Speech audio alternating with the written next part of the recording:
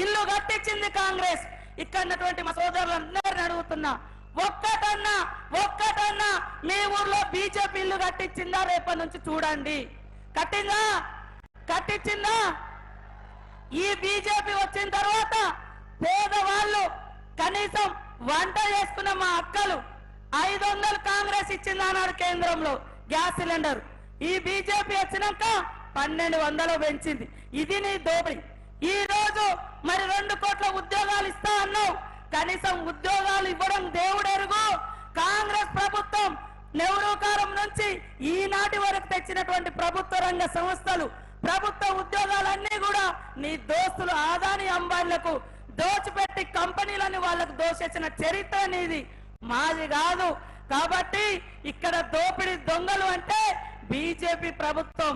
ఇప్పటిదాకా దోచుకునే సరిపోదని ఇంకా దోచుకోవడం కోసం 3వసారి కావాలని అడుగుతున్నారు.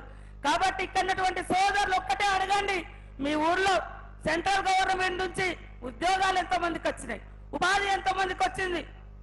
లాస్ట్ కు కాంగ్రెస్ ఇచ్చినటువంటి 100 రోజుల పనిని కూడా ఇవాళ 42 రోజులకు తగ్గించి కనీసం కూలి కూడా పడకుండా చేసినావు.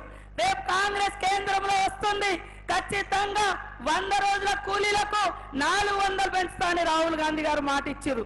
ఇప్పటికే రాష్ట్రంలో ఇచ్చినటువంటి 6 గ్యారంటీలలో మహిళలకు మరి ఇవాళ గ్యాస్ కనెక్షన్ 500కే ఇచ్చి కుటుంబ భారాన్ని తగ్గించినటువంటి ఘనత, 200 యూనిట్ల కరెంటు ఫ్రీగా ఇచ్చినటువంటి ఘనత.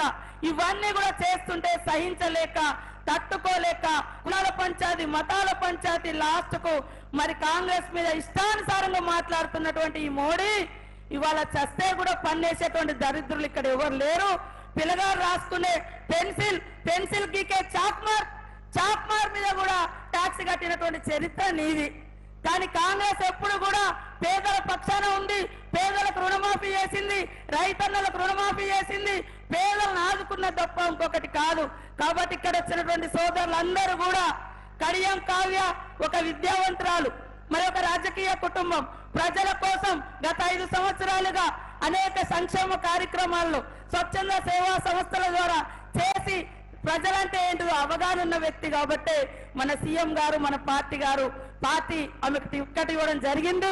ప్రతి ఒక్కరూ రేపు రాబోయే కాలంలో ఈ రాజ్యాంగం బతకాలి, మేము భారతీయులమని ఆత్మగౌరవంతో ప్రపంచానికి చాటి చెప్పుకోవాలంటే భారత రాజ్యాంగం, అంబేద్కర్ గారు రాసినటువంటి రాజ్యాంగం ఉండాలి. ఆ రాజ్యాంగం ప్రపంచానికి ఆదర్శం. దాన్ని మార్చడం కోసం ఇవాళ 400 సీట్లని మోడీ అడుగుతున్నాడు. కాబట్టి ప్రతి ఒక్కరూ అంకిత భావంతో పనిచేసి కాంగ్రెస్ పార్టీని గెలిపిద్దాం. 34 సంవత్సరాల క్రితం రాజీవ్ గాంధీ గారు ప్రధానమంత్రిగా ఉండి చనిపోయిండు. అప్పటి నుంచి ఇప్పటికీ 3 సార్లు ఈ దేశంలో కాంగ్రెస్ పార్టీ అధికారంలోకి వచ్చింది. కానీ గాంధీ కుటుంబం నుంచి ఎవరు కాలేదు. ఇక్కడ ప్రతి ఒక్కరికి చేతులెత్తి నమస్కరిస్తున్నా. వాళ్ళు ఏ పదవులలో లేకున్నా తెలంగాణ ఇచ్చారు, కోట్ల మందికి ఇల్లు ఇచ్చారు, కోట్ల మందికి రాజకీయ అవకాశాలు ఇచ్చారు, అనేక రకాల సంక్షేమ పథకాలు తీసుకొచ్చారు. ఇప్పుడు నెహ్రూ సిద్ధాంతం, గాంధీ సిద్ధాంతం, ఇందిరమ్మ పాలన కావాలంటే ఖచ్చితంగా ప్రజాస్వామ్య నాయకుడు, పోరాట యోధుడు మన రాహుల్ గాంధీ గారిని ప్రధానమంత్రి చేసుకోవాలంటే ఇక్కడ నిలబడ్డది కడియం కావ్య కాదు, రాహుల్ గాంధీ అనుకోవాలి.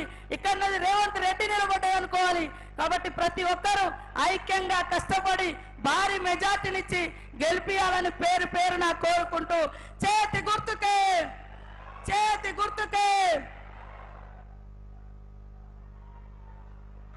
ఇప్పుడు మన మంత్రివర్యులు వరంగల్ ఈ శాసనసభ్యులు కొండ సురేఖక్క గారిని మాట్లాడవలసిందిగా కోరుతున్నాం.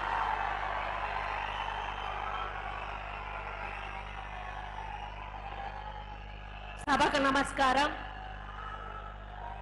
పార్లమెంటు ఎన్నికలు జరుగుతున్న సందర్భంలో వరంగల్ పార్లమెంటు నియోజక అభ్యర్థిగా కడియం కావ్య గారు పోటీ చేస్తున్న ఈ తరుణంలో భారీ బహిరంగ సభ ఏర్పాటు చేసి ఆ కార్యక్రమానికి అధ్యక్షత వహించినటువంటి సోదరుడు నా తోటి శాసనసభ్యులు నాయని రాజేందర్ రెడ్డి గారికి, ఈరోజు ఈ కార్యక్రమానికి ముఖ్య అతిథిగా వచ్చినటువంటి మనందరి ప్రియతమ నాయకుడు, మన తెలంగాణ ముఖ్యమంత్రి